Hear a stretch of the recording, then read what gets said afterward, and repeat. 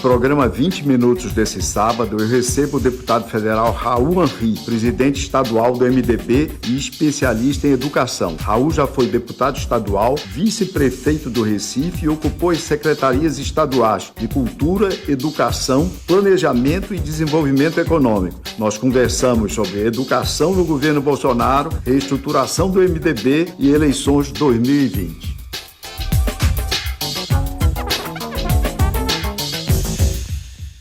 Deputado Raul Henri, pesquisa CNI-Ibope de junho desse ano apontou que 42% dos brasileiros aprovam a atuação do governo Jair Bolsonaro na área de educação, número superior dos que avaliam como ótimo e bom seu governo.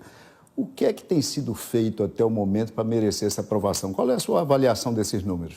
A minha avaliação é que essa pesquisa ela é muito ilustrativa da qualidade do controle social sobre a educação no Brasil. O quanto a população percebe o que de fato está acontecendo na educação brasileira. Porque o governo Bolsonaro não teve até agora nenhuma agenda para a educação básica do Brasil, que é o grande desafio que o Brasil tem.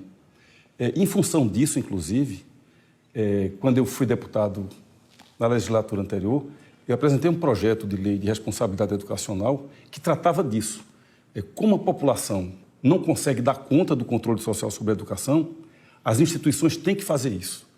Esse era o fundamento principal que justificava uma lei de responsabilidade educacional. E como é que anda a tramitação desse seu projeto de lei? O projeto foi muito modificado. O projeto era um projeto polêmico, teve muito espaço na imprensa nacional. Recentemente, a presidente do Todos pela Educação, a Priscila Cruz, ela fez um elogio público dizendo que esse seu projeto, essa sua proposta de lei, deveria estar inserido no Sistema Nacional de Educação. Ele tinha dois fundamentos principais. Um deles era atribuir responsabilidades pelas metas do Plano Nacional de Educação. Nós temos um plano que é uma grande carta de intenções. Se nenhuma das metas acontecer, ninguém responde por isso. Responsabilidade para os municípios e para os governos estaduais também? Responsabilidade para os prefeitos, para os governadores e para o Ministério da Educação. E o outro grande, e aí foi o ponto que teve maior repercussão, é que qualquer estado ou município que promovesse o retrocesso educacional, ou seja, que o IDEB 4 anos depois daquele prefeito ou daquele governador assumir, se esse IDEB retroagisse, o prefeito e o governador ficariam inelegíveis para o mandato seguinte. E aí foi que o projeto pegou fogo e não foi votado com esse conteúdo. Depois foi apresentado um novo projeto de responsabilidade educacional e está lá esperando ser votado no plenário. Olha, eu mencionei ainda há pouco o Sistema Nacional de Educação. Por que o Brasil precisa de um Sistema Nacional de Educação? Porque o regime de colaboração no Brasil, que está na Constituição, que está na Lei de Diretrizes e Bases da Educação, ele nunca funcionou. Há uma grande confusão no Brasil sobre o que é responsabilidade e atribuição de municípios, de estados e da União. Então é preciso um sistema que esclareça de maneira muito, muito límpida o que é responsabilidade das prefeituras, dos estados e do governo federal. Que faça mais ou menos o que o SUS faz na área de saúde? Exatamente. Eu acho que a Embora também se reclame bastante do SUS, essa coisa da tripartição de responsabilidades em alguns casos. Se reclama muito do SUS pelo subfinanciamento, mas do ponto de vista da estrutura organizacional ele é muito elogiado. Mas a gestão merece crítica. Mas no caso da educação, o Ministério da Educação continuaria... Você pode fazer uma breve descrição desse sistema? Ou seja, qual seria o papel básico do MEC nesse sistema, dos estados e dos municípios? O papel básico do MEC é coordenar as grandes políticas nacionais. Vou dar um exemplo claro, e para mim o mais importante deles. Carreira de professor. A carreira de professor no Brasil hoje é uma tragédia, porque remunera menos do que as outras categorias de nível superior. Hoje, menos de 3% dos alunos que fazem o ensino médio querem seguir a carreira docente. Então, o MEC teria que coordenar uma política nacional para revalorizar a carreira de professor. Esse é um exemplo clássico. No caso de estados e municípios, municípios ficariam com o ensino infantil e com o ensino fundamental e os estados com o ensino médio. Analfabetismo. Deputado, os dados da PNAD, da última PNAD, mostram ainda 11,3, 11 milhões e 300 mil analfabetos no Brasil. O grosso disso está entre pessoas de mais de 60 anos. Recuou esse número, mas recuou muito pouco. O que há de mais avançado ou de que promete ser mais eficiente, mais eficaz para combater analfabetismo entre nós? Lembrando que, muito tempo, eu vi outro dia um debate na eleição de 1989, quando Mário Covas dizia o seguinte: olha, com 2 bilhões de dólares, a gente consegue em 5 anos erradicar o analfabetismo no Brasil. O grande desafio do analfabetismo no Brasil são as crianças. Porque os idosos, a pesquisa mostra que é muito difícil você motivar idosos a tentarem se alfabetizar depois de uma certa fase da vida. Mas o que não é aceitável no Brasil é que metade das crianças com 8 anos de idade não sejam alfabetizadas. Elas entram na escola, mas não conseguem se alfabetizar até os 8 anos. Esse é o grande desafio que está levando essa geração a uma tragédia. Porque uma criança que não se alfabetiza, ela vai ter uma vida escolar toda de fracassos. Política educacional desse governo Bolsonaro. Você fez um comentário inicial dizendo que há poucas iniciativas concretas, etc., desse governo. Vamos pegar o terceiro grau, o Futuris, o programa anunciado pelo MEC. Qual é a sua avaliação? O terceiro grau no Brasil, com certeza, não tem um problema de financiamento. Nós temos 1%, em termos relativos, nós temos 1% do PIB dedicado ao terceiro grau. Esse número fica acima de Austrália, de México, dos Estados Unidos, aqueles dados todos que você conhece tão bem. Esse futuro faz algum sentido, ou seja, buscar novos mecanismos de financiamento e buscar, por exemplo, Lei Rouanet para ajudar a patrocinar a realização de pesquisas? Qual é a sua avaliação do futuro especificamente? Mas deixa eu começar pelo começo, que acho que você tocou num ponto importante, que é a agenda educacional do governo Bolsonaro. O Todos pela Educação coordenou uma grande agenda para o país que apresentou a todos os candidatos a presidente da República. Envolveu secretários estaduais, municipais, especialistas, fundações. E é uma agenda com 7 pontos, que é uma síntese perfeita. Qualquer ministro que sentasse ali era só pegar aquilo ali, porque tem, inclusive, as estratégias definidas. É o quê? Um programa para a primeira infância, que é fundamental, de 0 a 3 anos, é quando se formam as sinapses no cérebro das crianças. Um programa para a alfabetização, que é a primeira etapa da vida escolar, fundamental também. Se uma criança não se alfabetiza, ela terá fracasso no restante da vida escolar. O terceiro, a implementação da Base Nacional Comum, do Currículo Nacional para o ensino fundamental, a diversificação do ensino médio, que o mundo inteiro está diversificando. Eu assisti uma palestra do ministro da Educação da Coreia. A Coreia hoje tem mais de 60 modalidades de ensino médio, porque um jovem aos 15 anos, ele já identifica mais ou menos qual é o foco de interesse dele na vida e ele já vai fazendo um ensino médio voltado para aquilo. Depois, e as profissões são, digamos, inovadas, claro, a cada período, né? mudando o tempo a cada dia novas atividades profissionais. E 3 grandes políticas transversais, que são o Sistema Nacional, para organizar melhor a gestão da educação no Brasil, o novo Fundeb, que é uma forma de financiar a educação de maneira mais equitativa, quem tem menos recebe mais, para que todos tenham igualdade de oportunidades, e a terceira política transversal, que para mim é a mais importante de todas, é a carreira docente. Quem está hoje buscando a carreira docente no Brasil são os jovens, os mais vulneráveis, que estão entre os 30% piores desempenhos do Enem, que não têm revistas, nem livros, nem jornais em casa, que trabalham de dia para estudar à noite, e são esses jovens vulneráveis que vão formar a futura geração de crianças, também das camadas mais vulneráveis da sociedade. Os outros jovens não são atraídos, provavelmente, entre outros motivos, porque esses professores do Brasil são os que recebem a pior remuneração, pelo menos é o que indicou o estudo da OCDE, entre 43 países. Nós ficamos no último lugar em termos de patamar salarial de professores. Ficamos no último lugar no estudo da OCDE e quando a gente pega a PNAD do IBGE também, mostra que na crise agora melhorou um pouquinho a proporção, porque todos os salários diminuíram, houve muito desemprego, mas em média professor no Brasil... Melhorou relativamente. Relativamente. Mas em média no Brasil o salário de professor é 50% a 60% do salário das outras carreiras com nível superior. Mas, deputado, você está me devendo aí uma opinião sobre o Futuris. E, já que você falou, sobre o Fundeb, a proposta do governo desse MEC, como ele tem abordado a questão do Fundeb. O Fundeb está sendo discutido na Câmara. Todas as propostas vão no sentido de mais equidade no financiamento. Eu acho que há uma convergência em relação a isso. Em relação ao futuro, eu acho que a universidade no Brasil tinha que debater 3 pontos centrais. O ponto do financiamento. Eu defendo que os mais ricos participem do financiamento da universidade. Não tem sentido a universidade no Brasil, 67% dos alunos estão entre os 20% mais ricos do país, não participarem do financiamento da universidade. Isso é um tabu na universidade pública, mas deveria ser enfrentado. O segundo é a gestão da universidade, que deveria se abrir para a sociedade, porque é a sociedade que banca o financiamento da universidade pública no Brasil. E o terceiro ponto é a questão da pesquisa. Eu vi uma frase em Harvard que foi uma coisa que me impressionou bastante, porque é uma síntese do que é a universidade no Brasil. Um professor de Harvard me disse recentemente, um encontro que teve lá, que nos Estados Unidos a pesquisa é feita por demanda. Alguém tem que ter interesse na pesquisa para que ela seja realizada. O mercado, a economia, o mundo real tem que ter interesse nessa pesquisa. No Brasil, a pesquisa é feita em função da oferta, do interesse do pesquisador. Se o pesquisador quiser pesquisar, por exemplo, o ângulo de aterrissagem da borboleta, ele pesquisa e isso nunca mais vai ter utilidade para nada. Mas ele é livre para fazer a escolha dele. E os americanos condicionam a pesquisa a uma demanda do mundo real. Embora em algumas áreas, por exemplo, haja exigência de pesquisa pura e o mercado não demanda pesquisa pura, até porque não tem o conhecimento adequado para isso. Mas, olha, deputado, uma pergunta sobre escolas militares, colégios militares. O governo anunciou que vai criar 108 novos colégios militares, isso dá uma média de 27 por ano. Qual é o impacto efetivo que isso pode ter, mesmo como efeito demonstração, no panorama educacional do país? Mas o deputado Raul Henry vai responder essa questão no próximo bloco. Fique com a gente.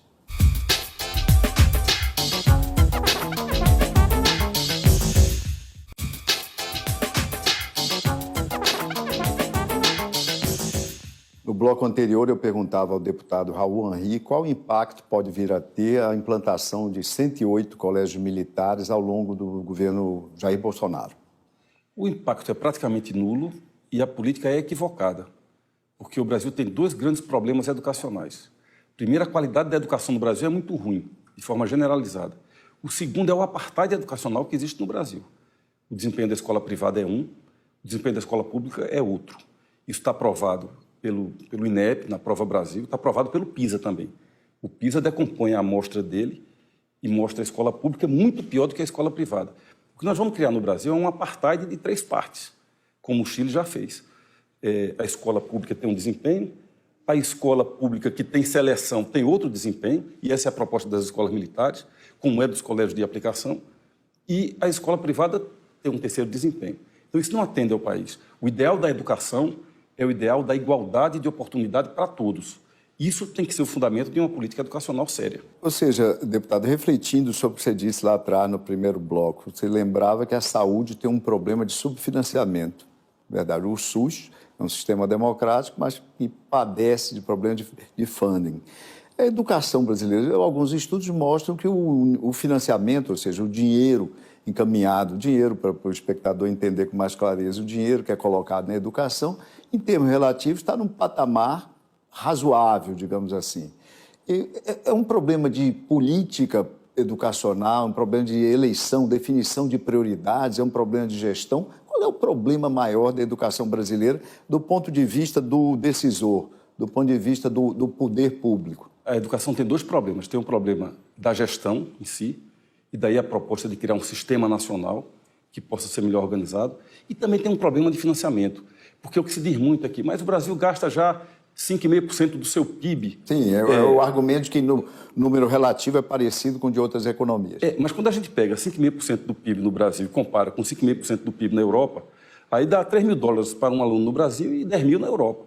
Então, de fato... com outros países como Argentina, Chile, países aqui mais parecidos, ou pelo menos um patamar semelhante ao nosso, latino-americanos. É parecido. Agora, eu defendo, por exemplo, que o grande esforço de financiamento no Brasil hoje teria que ser na carreira de professor. E o resultado lá deles, onde os nomes são parecidos, é melhor do que aqui. Eles estão um pouco melhores do que nós, mas também o Chile, por exemplo... também começaram a investir há mais tempo. Há mais tempo. É esse mesmo valor, mas investido há mais tempo. O Chile tem uma clara cultura de valorização da educação que nós não temos no Brasil.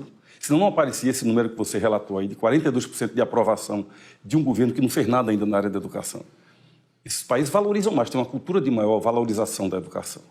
Então, eu acho que é preciso revalorizar a carreira de professor. Defendo, inclusive, e o ministro mandou me chamar para uma conversa, vou defender para ele uma carreira suplementar de professor no Brasil, para que o professor tenha um segundo contra-cheque financiado pelo MEC, já que estados e municípios estão quebrados no Brasil e todo mundo sabe disso. Que esse segundo contra-cheque seja condicionado a uma nova certificação. Se o professor é professor de geografia, ele tem que fazer uma prova de geografia rigorosa para ele entrar na segunda carreira. Se ele for professor de matemática, a mesma coisa. E que dê a ele um segundo contra-cheque. Ou seja, vai levar a sua remuneração a partir do esforço dele para melhorar o seu nível. Da qualificação dele e mais. No momento que é uma grande oportunidade para o país, que é a implantação do novo currículo nacional, da nova base nacional comum. Deputado Raul Henri, você preside há alguns anos o MDB em Pernambuco. Seu partido se vê às voltas com a tarefa de se reposicionar nacionalmente nesse momento, até porque nós teremos eleições municipais no ano que vem. O partido teve sua bancada federal bastante reduzida e corre o risco de ver igualmente reduzido seu número de prefeitos. Foi o partido que elegeu o maior número de prefeitos em 2016. Como você vê essa tarefa que a sua legenda enfrenta no momento? É uma grande tarefa, mas acho que há percepção clara disso, pelo menos na bancada federal. A gente vê claramente uma necessidade de se reencontrar com a sociedade brasileira, um partido que já teve muito prestígio político e eleitoral no país. Então, nós tivemos uma redução muito grande da bancada, como você disse, e acho que a grande expectativa da bancada é uma renovação da direção nacional. O partido já votou agora na reforma da Previdência, 100% a favor da reforma da Previdência.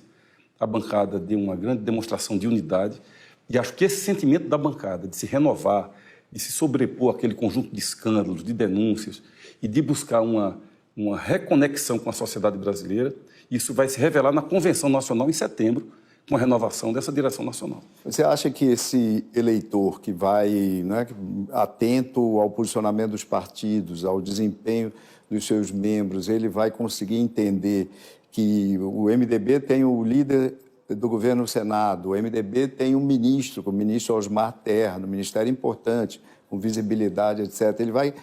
E tem, ao mesmo tempo, o posicionamento da bancada, né, dos deputados federais. O eleitor vai conseguir entender a sutileza dessas diferenças? Não é simples, mas acho que vai conseguir sim. Esse é o nosso grande desafio. Eu acho que esse é o desafio do centro político no Brasil hoje. O Brasil está polarizado. Há um conjunto de deputados expressivo na Câmara que quer votar a favor do país, tema por tema, se posicionar independentemente de ser oposição ou de ser governo. E esse é o nosso grande desafio, fazer com que a sociedade compreenda isso. Quando nós entendemos que o presidente Bolsonaro está correto, como estava, por exemplo, ao encaminhar uma reforma da Previdência, nós votamos com ele. Quando o presidente Bolsonaro fizer alguma coisa que nós achamos que é equivocada, nós vamos votar contra ele. Isso significa que o MDB não é nem oposição, nem é governo, pelo menos no seu conjunto. Ele avalia caso a caso, ou seja, proposta a proposta, as iniciativas do governo, é isso? É isso. E eu acho que o Congresso Nacional deixa isso bem claro hoje. Tem a bancada da oposição, tem a bancada do governo e tem uma bancada independente que está votando no Congresso dependendo do tema. O que isso é relativamente uma novidade, né, na relação governo e Congresso no Brasil. Ou seja, o tamanho dessa bancada independente. Eu acho que a novidade boa do Congresso Nacional é essa. É porque o presidente Bolsonaro, eu acho que ele tem cometido muitos erros de avaliação, mas essa relação entre o Palácio do Planalto e o Congresso Nacional mudou. Hoje o Congresso Nacional tem muito mais independência e muito mais protagonismo na discussão dos grandes temas do país. Deputado, eu já falei isso há pouco, nós vamos ter eleições municipais no ano que vem, 2020. E essas eleições vão ter dois fatores aí que dão a elas, que emprestam a elas um peso e um sabor especial, por assim dizer.